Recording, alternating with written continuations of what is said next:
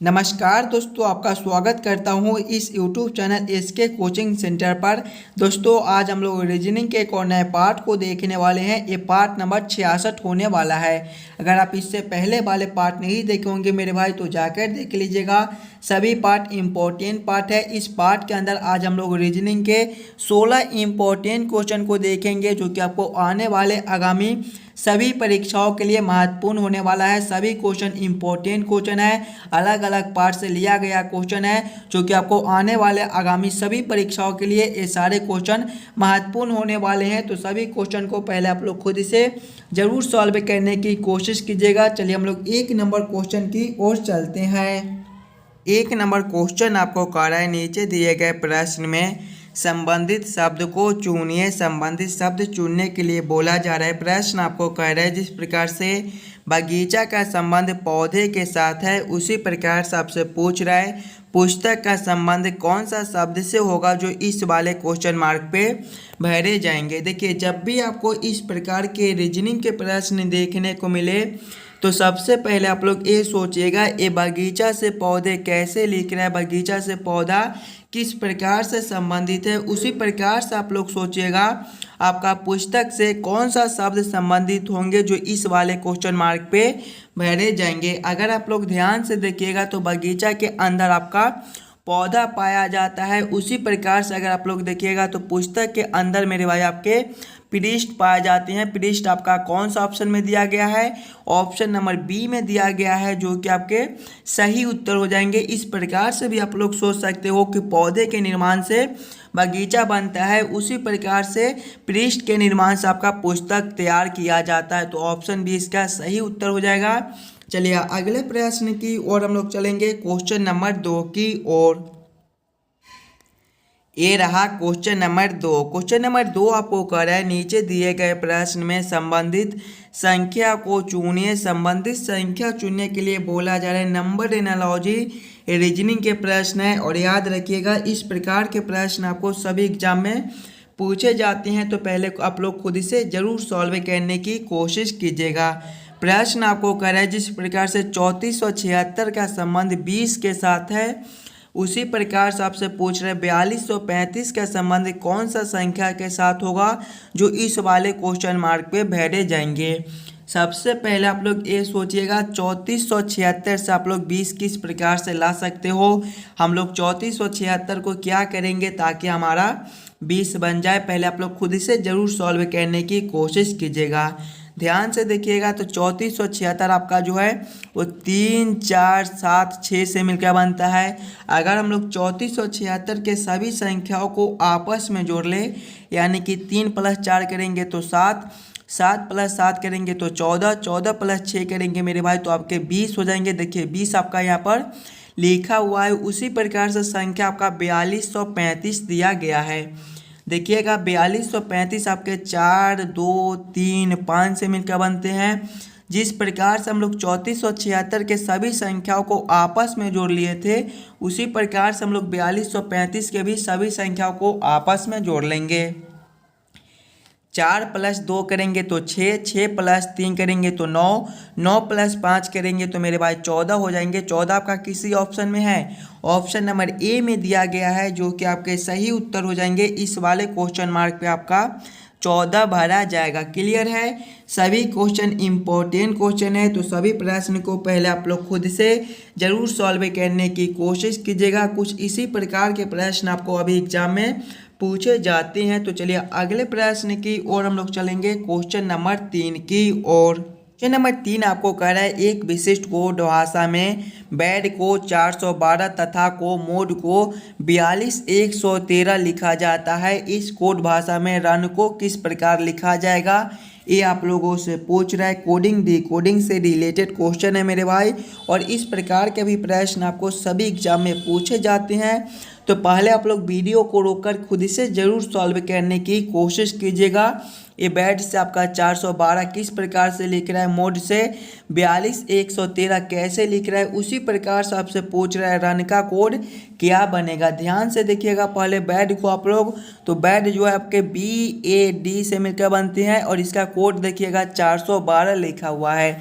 ध्यान से देखिएगा, ए बी सी डी के क्रमानुसार तो बी आपके दूसरे पर आती हैं, ए आपके पहले पर आती हैं और डी आपके चौथे पर आती हैं। तो 4 देखिए फर्स्ट में लिखा हुआ। अगर हम लोग बी ए डी के उलट दें, यानी कि पहले डी को लिख देंगे, उसके बाद ए को, उसके बाद बी को, और इसके ए बी सी डी के क्रमानुसार लिखेंगे तो डी का कोड आपका 4 हो जाएगा। डी जो है वो ए बी सी डी में चौथे नंबर पर आती हैं, ए आपके पहले नंबर पर आती हैं और बी आपके दूसरे नंबर पर आते हैं। देखिए 412 आपका यहाँ पर लिखा हुआ है। उसी प्रकार से मोड को देखेंगे तो मोड जो आपका एम यू डी से मिलकर बनता है, इसको भी पहले हम लोग इधर से उधर कर देंगे तो पहले आपका डी हो जाएगा, उसके बाद आपका एम, उसके बाद आपका यू हो जाएगा, उसके बाद आपका एम हो जाएगा। और इसे भी हम लोग ए बी सी डी के क्रमानुसार लिख देंगे तो डी आपके चौथे नंबर पर आते हैं, यू आपके 21वें नंबर पर आते हैं और एम आपके 13वें पर आते हैं। देखिए 42 113 आपका यहाँ पर लिखा हुआ है। यानी कि इसी प्रकार से इस प्रश्न को हम लोग सॉल्व कर सकते हैं। तो वही सेम हम लोग रन के साथ करेंगे। आर यू एन को भी सेम वही हम लोग करेंगे। पहले हम लोग इधर से उधर कर देंगे, यानी कि पहले आपका एन हो जाएगा, उसके बाद आपका यू हो जाएगा, उसके बाद मेरे भाई आपका आर हो जाएगा। जब एन यू आर को हम लोग ए बी सी डी के क्रमानुसार लिखेंगे तो एन जो है वो आपके ए बी सी डी में 14वें नंबर पर आते हैं, यू आपके 21वें नंबर पर आते हैं और आर आपके 18वें पर आते हैं। कौन सा ऑप्शन में आपका 14 21 18 लिखा हुआ है। 14 21 18 आपके ऑप्शन नंबर ए में दिए गए हैं, जो कि आपके सही उत्तर हो जाएंगे। जिस प्रकार से बैड का कोड 412 है, मोड का कोड 42 113 है, उसी प्रकार से रन का कोड आपका 14 21 18 हो जाएगा। क्वेश्चन नंबर 3 का आपका ऑप्शन ए जो है वो सही हो जाएगा। चलिए अगले प्रश्न की ओर हम लोग चलेंगे, क्वेश्चन नंबर 4 की ओर।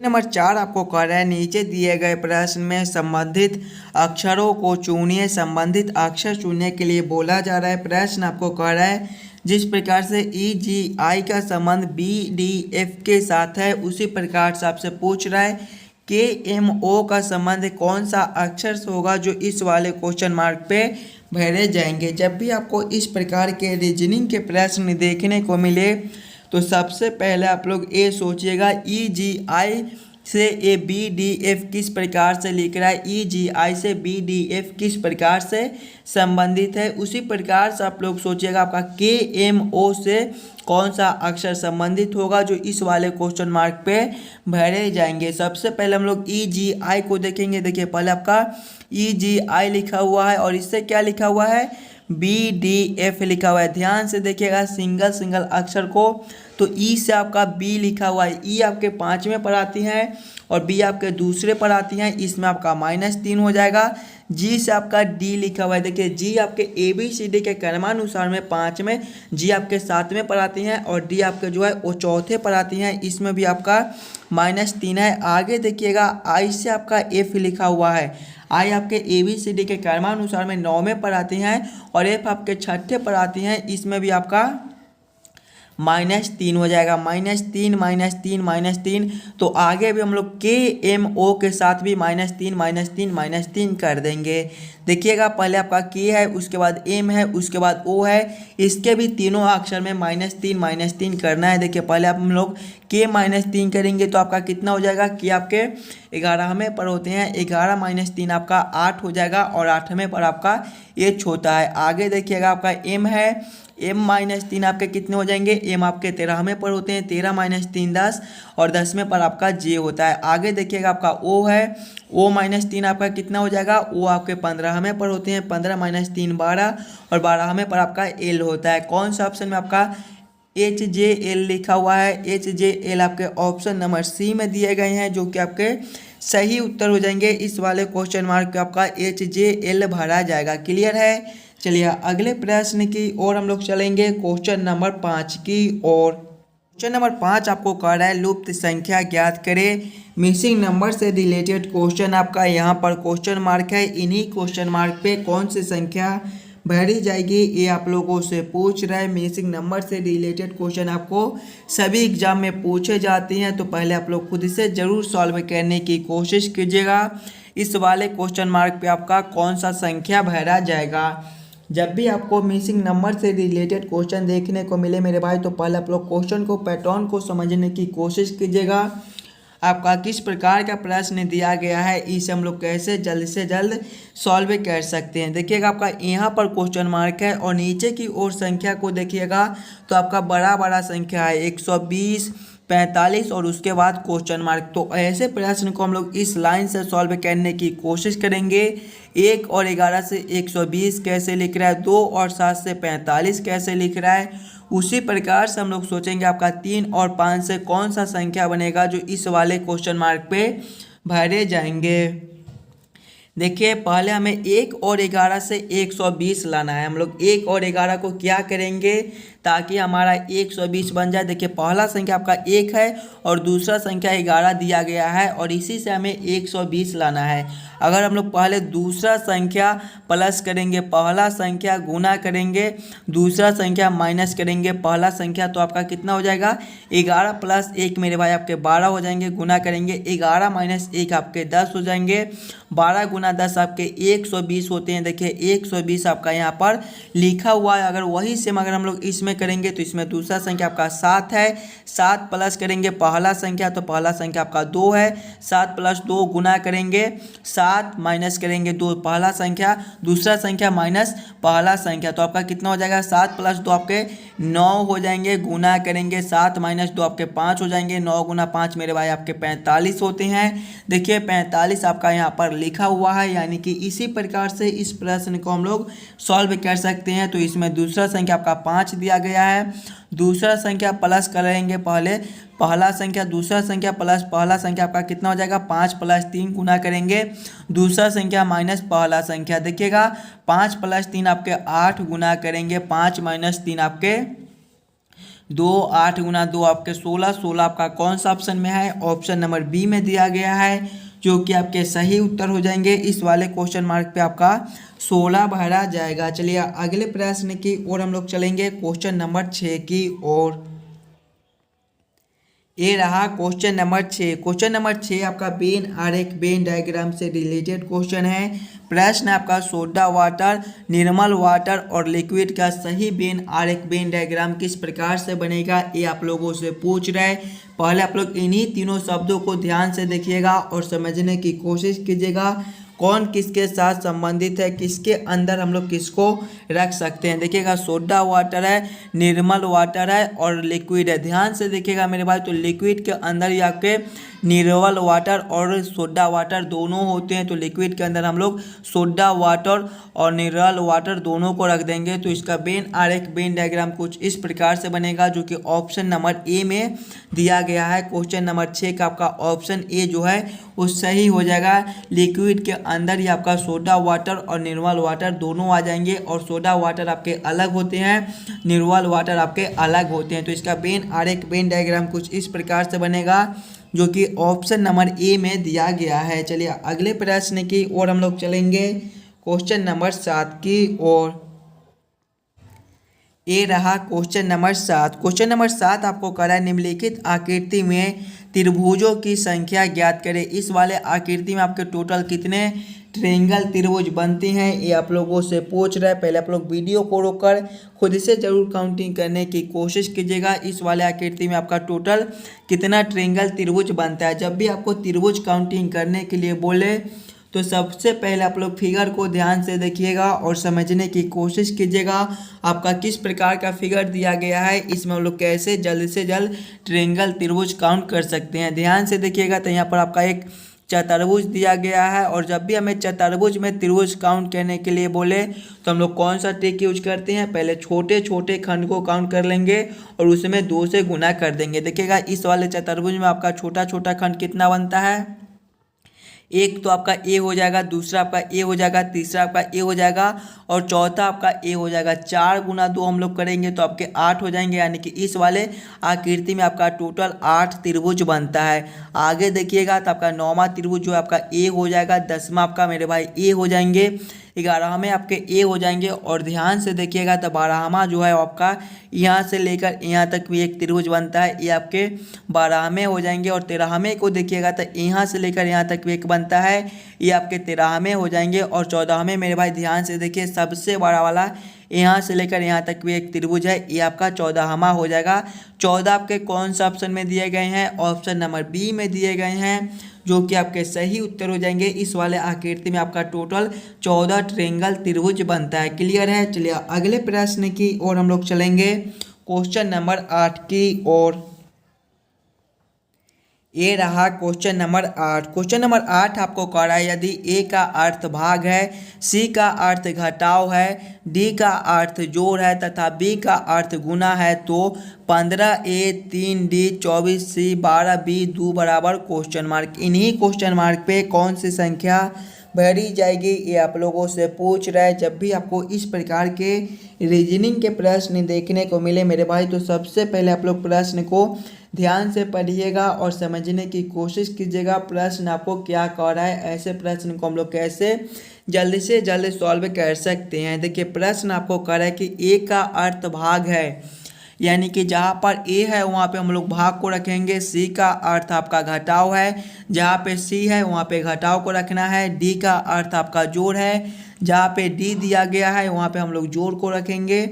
और बी का अर्थ आपका गुना है, जहाँ पे बी है वहाँ पे गुना को रखकर इस समीकरण को हम लोग हल कर लेंगे। देखिएगा पहले आपका 15A है, 15A का अर्थ आपका भाग, तो यहाँ पर भागा 3 हो जाएंगे। उसके बाद आपका डी का अर्थ देखिएगा, डी का अर्थ आपका जोड़, तो यहाँ पर आपके जोड़ 24 हो जाएंगे। उसके बाद आपका सी का अर्थ देखिएगा घटाओ, तो यहाँ पर घटाओ 12 हो जाएंगे। उसके बाद आपका बी का अर्थ गुना, तो यहाँ पर आपके गुना 2 हो जाएंगे। जब इस समीकरण को हम लोग हल करेंगे तो पहले आपके भाग के काम हो जाएंगे, उसके बाद गुना के, उसके बाद घटाओ के, उसके बाद जोड़ के। हम लोग पहले भाग के काम करेंगे। 15 भागा 3 आपके 5 हो जाएंगे, प्लस करेंगे 24, माइनस करेंगे 12 गुना 2 मेरे भाई आपके 24 हो जाएंगे। देखिएगा 5 माइनस प्लस 24 माइनस 24 आपके खत्म हो जाएंगे, यानी कि सीधा इसका 5 उत्तर आ जाएगा। 5 कौन सा ऑप्शन में है? ऑप्शन नंबर ए में दिया गया है, जो कि आपके सही उत्तर हो जाएंगे। इस वाले क्वेश्चन मार्क पे आपका 5 भरा जाएगा। क्लियर है? चलिए अगले प्रश्न की ओर हम लोग चलेंगे, क्वेश्चन नंबर 9 की ओर। 9 आपको कराए दिए गए प्रश्न में विषम अक्षरों को पहचान करें। विषम अक्षर चुनने के लिए बोला जा रहा है। प्रश्न आपको कह रहा है कि चारों ऑप्शन में सबसे अलग ऑप्शन कौन सा है। जब भी आपको इस प्रकार के रीजनिंग के प्रश्न देखने को मिले तो पहले आप लोग चारों ऑप्शन को ध्यान से देखिएगा और समझने की कोशिश कीजिएगा। ये चारों ऑप्शन में आपके सबसे अलग ऑप्शन कौन से दिए गए हैं। देखिए ऑप्शन ए में आपका AEI दिया गया है, ऑप्शन बी में आपका JNR दिया गया है, ऑप्शन सी में SWA दिए गए हैं, ऑप्शन डी में आपका FHJ दिया गया है। ध्यान से देखिएगा AEI है पहले। अगर ए से ई को देखिएगा मेरे भाई तो ए आपके पहले नंबर पर आती हैं, ई आपके 5वें पर आती हैं, इसमें आपका +4 है। आगे देखिएगा ई से आपका आई दिया गया है, ई आपके 5वें पर आती हैं, आई आपके 9वें पर आती हैं, इसमें भी आपके +4 है। आगे देखिएगा जे से आपका एन दिया गया है, जी आपके 10वें पर आती हैं, एन आपके 14वें पर आती हैं, +4 है। आगे देखिएगा एन से आपका आर दिया गया है, एन आपके 14वें पर आती हैं, आर आपके 18वें पर आती हैं, +4 है।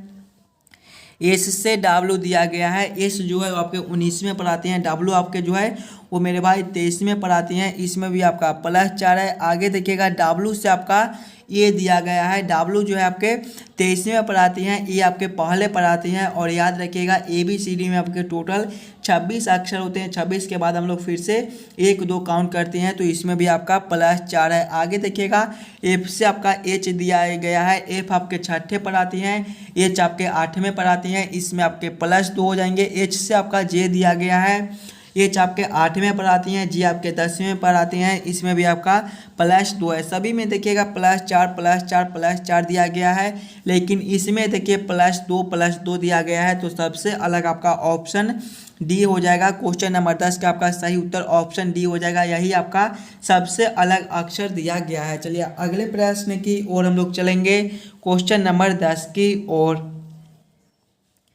ये रहा क्वेश्चन नंबर 10। क्वेश्चन नंबर 10 आपको कह रहा है नीचे दिए गए निम्नलिखित शब्दों का सही क्रम बताएं। उपसंहार, अध्याय, विषय, सूची, आमुख, आवरण का सही क्रम क्या बनेगा, ये आप लोगों से पूछ रहे हैं। पहले आप लोग सभी शब्दों को ध्यान से पढ़िएगा और समझने की कोशिश कीजिएगा कि इसका सही क्रम क्या बन जाएगा। देखिए पहले आपका उपसंहार है, अध्याय है, विषय, सूची है, आमुख है, आवरण है। देखिए इसमें सबसे पहले मेरे भाई आपके आवरण हो जाएंगे, यानी कि 5 नंबर। आवरण के बाद आपका हो जाएगा विषय सूची, यानी कि 3 नंबर। विषय सूची के बाद आपका आमुख हो जाएगा, यानी कि 4 नंबर। आमुख के बाद मेरे भाई आपके अध्याय हो जाएंगे, यानी कि 2 नंबर। अध्याय के बाद आपका उपसंहार हो जाएगा, यानी कि 1 नंबर। कौन सा ऑप्शन में आपका 5 3 4 2 1 दिया गया है। 5 3 4 2 1 आपके ऑप्शन नंबर डी में दिए गए हैं, जो कि आपके सही उत्तर हो जाएंगे। ये सभी शब्दों का जो सही क्रम है वो सबसे पहले आपका आवरण, आवरण के बाद आपका विषय सूची, विषय सूची के बाद आपका हो जाएगा आमुख, आमुख के बाद आपका हो जाएगा अध्याय और इसके बाद आपका हो जाएगा उपसंहार। क्वेश्चन नंबर 10 का आपका ऑप्शन डी सही हो जाएगा। चलिए अगले प्रश्न की ओर हम लोग चलेंगे, क्वेश्चन नंबर 11 की ओर। ये रहा क्वेश्चन नंबर 11। क्वेश्चन नंबर 11 आपको कह रहा है नीचे दिए गए अक्षर श्रृंखला को पूरा करें। अक्षर श्रृंखला से रिलेटेड क्वेश्चन आपका एक अक्षर श्रृंखला दिया गया है और यहाँ पर क्वेश्चन मार्क है। इन्हीं क्वेश्चन मार्क पे कौन से अक्षर भरे जाएंगे ये आप लोगों से पूछ रहे हैं। जब भी आपको अक्षर श्रृंखला से रिलेटेड क्वेश्चन देखने को मिले मेरे भाई, तो सबसे पहले आप लोग अक्षर श्रृंखला को ध्यान से देखिएगा और समझने की कोशिश कीजिएगा कि आपका किस प्रकार का अक्षर श्रृंखला दिया गया है। इसे हम लोग कैसे जल्द से जल्द सॉल्व कर सकते हैं। देखिए सबसे पहला आपका एन ओ ए दिया गया है। एन ओ ए, इसके आगे देखिएगा तो पी क्यू बी दिया गया है। इसके आगे देखिएगा तो आर एस सी दिया गया है और इसके आगे मेरे भाई आपके क्वेश्चन मार्क दिए गए हैं। ध्यान से देखिएगा सिंगल सिंगल अक्षर को, तो एन से पी दिया गया है। देखिए एन आपके 14वें पर होते हैं, पी आपके 16वें पर होते हैं, +2 है। पी से आपका आर है मेरे भाई, पी आपके 16वें पर होते हैं, आर आपका 18वें पर होते हैं। इसमें भी आपका +2 है, +2 तो आगे भी आपका +2 हो जाएगा। आर +2 आपके कितने हो जाएंगे, आर आपका 18वें पर होते हैं, 18 + 2 20 और 20वें पर आपका टी होता है, यानी कि इसमें पहला अक्षर जो है वो आपका टी हो जाएगा। दूसरे को देखिएगा तो ओ से आपका क्यू लिखा हुआ है, वो आपके 15वें पर होते हैं, क्यू आपके जो है वो 17वें पर होते हैं, +2 है। आगे देखिएगा क्यू से आपका एस है, इसमें भी आपके +2 हो जाएंगे। क्यू आपके 17वें पर होते हैं, एस आपके 19वें पर होते हैं, तो आगे भी आप लोग +2 कर दीजिएगा। एस +2 आपके कितने हो जाएंगे, एस आपके 19वें पर होते हैं, 19 + 2 21 और 21वें पर मेरे भाई आपका यू होता है। आगे देखिएगा आपका ए से बी लिखा हुआ है, +1 है। बी से आपका सी लिखा हुआ है, +1 है, तो आगे भी आप लोग +1 कर दीजिएगा। सी +1 आपके डी हो जाएंगे।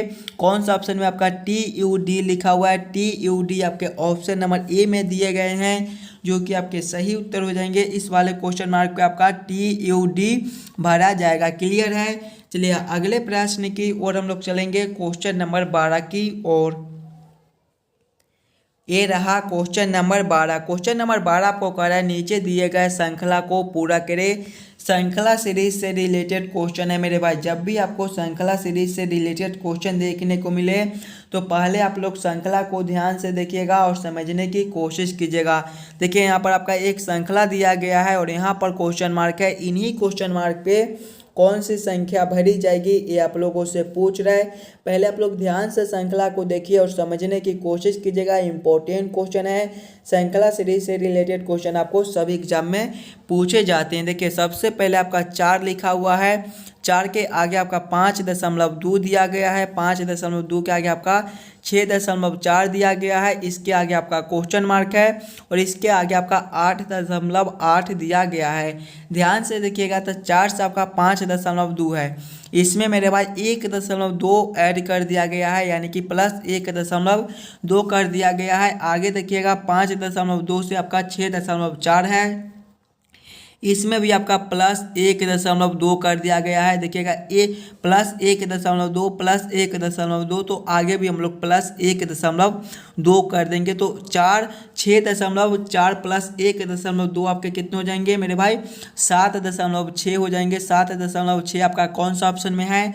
ऑप्शन नंबर सी में दिया गया है, जो कि आपके सही उत्तर हो जाएंगे। इस वाले क्वेश्चन मार्क पे आपका 7.6 भरा जाएगा। आगे देखिएगा, आगे जब हम लोग 1.2 करेंगे प्लस 1.2 करेंगे तो आपका 8.8 हो जाएगा। आगे आपका 8.8 दिया गया है, यानी कि इस वाले क्वेश्चन मार्क पे आपका 7.6 भरा जाएगा। ऑप्शन सी इसका सही हो जाएगा। चलिए अगले प्रश्न की ओर हम लोग चलेंगे, क्वेश्चन नंबर 13 की ओर।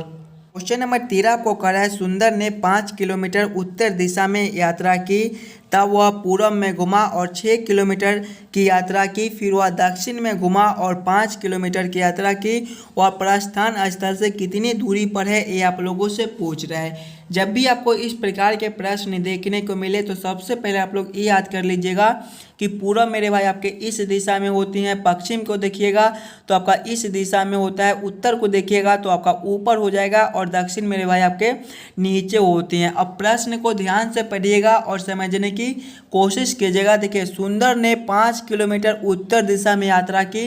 देखिएगा, उत्तर आपका ऊपर की ओर है, यानी कि ए वाला दिशा में वह 5 किलोमीटर जाता है। आगे प्रश्न को पढ़िएगा, तब वह पूरब में घुमा और 6 किलोमीटर की यात्रा की। पूरा आपका देखिएगा इस दिशा में मेरे भाई, यानी कि ए वाला दिशा में वह चलता है, फिर से 6 किलोमीटर। आगे प्रश्न को पढ़िएगा, फिर वह दक्षिण में घुमा और 5 किलोमीटर यात्रा की। देखिएगा, दक्षिण आपका नीचे की ओर है, यानी कि ए वाला दिशा में वह फिर से 5 किलोमीटर चलता है। तो उसका जो प्राथमिक स्थान से दूरी कितना है ये आप लोगों से पूछ रहा है। देखिए, वह यहाँ से चलना स्टार्ट किया है, यानी कि प्राथमिक बिंदु जो है उसका यहाँ पर हो जाएगा, और यहाँ से यहाँ तक की दूरी आपसे पूछ रहा है कि कितना बनता है। देखिएगा, यहाँ पर 5 किलोमीटर ऊपर जाता है और 5 किलोमीटर नीचे जाता है, ये दोनों आपके ख़त्म हो जाएंगे और ये वाला दूरी आपका सिर्फ बच जाएगा 6 किलोमीटर। तो नीचे भी आपका 6 किलोमीटर ही हो जाएगा। 6 किलोमीटर कौन सा ऑप्शन में देखिएगा? ऑप्शन नंबर डी में दिया गया है, जो कि आपके सही उत्तर हो जाएंगे। सुंदर जो है प्राथमिक बिंदु से 6 किलोमीटर दूरी तय करता है। ऑप्शन डी इसका सही हो जाएगा। चलिए अगले प्रश्न की ओर हम लोग चलेंगे, क्वेश्चन नंबर 14 की ओर। ये रहा क्वेश्चन नंबर 14। क्वेश्चन नंबर 14 को करें, नीचे दिए गए प्रश्न में विषम शब्दों को पहचान के लिए विषम शब्द चुनने के लिए बोला जा रहा है। जब भी आपको विषम शब्द चुनने के लिए बोले तो पहले आप लोग चारों ऑप्शन को ध्यान से देखिएगा और समझने की कोशिश कीजिएगा। ये चारों ऑप्शन में आपके सबसे अलग ऑप्शन कौन से दिए गए हैं। ऑप्शन ए में आपका मकान है, ऑप्शन बी में आपका स्थलब है, ऑप्शन सी में झोपड़ी है, ऑप्शन डी में कुटिया दिया गया है। ध्यान से देखिएगा मेरे भाई, मकान, ध्यान से देखिएगा, मकान, झोपड़ी और कुटिया ये तीनों जो है वो मनुष्य को रहने के लिए बनाया जाता है, लेकिन स्थलब मेरे भाई आपके घोड़ा को रहने के लिए बनाया जाता है। तो सबसे अलग आपका स्थलब हो जाएगा। क्वेश्चन नंबर 14 का आपका ऑप्शन बी जो है वो सही उत्तर हो जाएगा। चलिए अगले प्रश्न की ओर हम लोग चलेंगे, क्वेश्चन नंबर 15 की ओर। ये रहा क्वेश्चन नंबर 15। क्वेश्चन नंबर 15 आपका कथन निष्कर्ष से रिलेटेड क्वेश्चन है, और इस प्रकार के भी प्रश्न आपको एग्जाम में पूछे जाते हैं। जब भी आपको इस प्रकार के रीजनिंग के प्रश्न देखने को मिले तो सबसे पहले आप लोग कथन को ध्यान से पढ़िएगा और समझने की कोशिश कीजिएगा कि कथन आपको क्या कर रहा है, इसके आधार पर कौन सा निष्कर्ष सही निकलेगा। देखिए, कथन आपको कह रहा है कि प्राइवेट फॉर्म में काम करने वाले मेहनती होती हैं, प्राइवेट फॉर्म में काम करने वाले मेहनती होती हैं। निष्कर्ष को देखेंगे तो निष्कर्ष एक आपको कह रहा है कुछ मेहनती लोग प्राइवेट फॉर्म में काम करने वाले होते हैं। हाँ, यह निष्कर्ष आपका निकल सकता है। कुछ मेहनती लोग जो है वो प्राइवेट फॉर्म में काम करने वाले हो सकते हैं, ये निष्कर्ष आपका सही बनता है। निष्कर्ष 2 को देखेंगे तो सरकारी कर्मचारी मेहनती नहीं होती हैं, ये निष्कर्ष आपका गलत हो जाएगा। ऐसी कोई बात नहीं होती है कि सरकारी कर्मचारी मेहनती नहीं होती हैं, यह कथन से यह निष्कर्ष नहीं निकलता है, यह निष्कर्ष आपका गलत हो जाएगा। तो केवल निष्कर्ष एक निकलता है। केवल निष्कर्ष एक को कौन सा ऑप्शन में सही किया गया है? ऑप्शन ए में देखिएगा, केवल निष्कर्ष एक निकलता है, यानी कि क्वेश्चन नंबर 15 का आपका ऑप्शन ए जो है वो सही हो जाएगा। चलिए अगले प्रश्न की ओर हम लोग चलेंगे, क्वेश्चन नंबर 16 की ओर। ये रहा क्वेश्चन नंबर 16 और क्वेश्चन नंबर 16 जो है आपका होमवर्क के तौर पे छोड़ा जाता है। ये प्रश्न आपका जो है वो कोडिंग डिकोडिंग से रिलेटेड क्वेश्चन है और कोडिंग डिकोडिंग से रिलेटेड क्वेश्चन आपको सभी एग्जाम में पूछे जाते हैं। तो जितने बच्चे हो सके ये वाले प्रश्न को आप लोग खुद से सॉल्व कीजिएगा और आंसर कमेंट कर दीजिएगा। ये वाले प्रश्न को हम लोग अगले पार्ट में फिर से देख लेंगे। आशा करता हूँ दोस्तों आप सभी प्रश्न को बढ़िया से समझ गए होंगे। अगर आपको किसी भी प्रश्न में कहीं पर भी कोई दिक्कत हो तो हमें कमेंट कर दीजिएगा और जितने बच्चे इस यूट्यूब चैनल पर नए हो चैनल को सब्सक्राइब और वीडियो को लाइक जरूर करके जाइएगा। मिलते हैं आपसे अगले वीडियो में।